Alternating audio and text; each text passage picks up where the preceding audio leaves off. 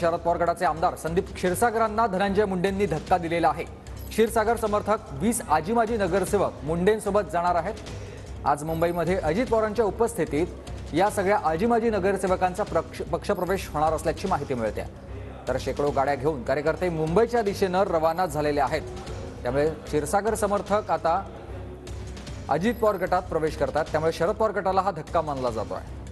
महेंद्र बुधळकर माझे सहकारी आपल्याला याविषयी अधिक माहिती देतात। महेंद्र, सुमित, एकेकाळी क्षीरसागरांचे समर्थक असलेले जे आजी-माजी जे नगरसेवक आहेत ते आता कुठेतरी मंत्री धनंजय मुंडे यांच्या गळाला लागलेले आहेत असं म्हणलं तरी आता वागू वाटणार नाही।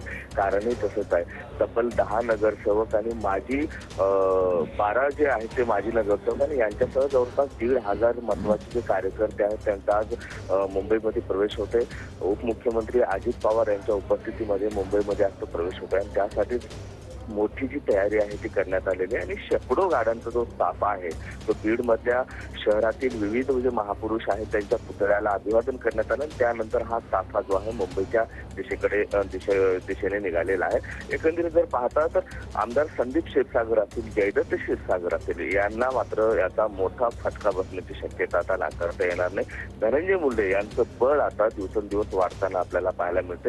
बीडची नगर परिषद असेल, बीड विधानसभा असेल, याच्यावर मात्र आता मंत्री धनंजय मुंडे यांचा टोळा आहे अशी चर्चा आता राजकीय वातावरणात सध्या सुरू आहे।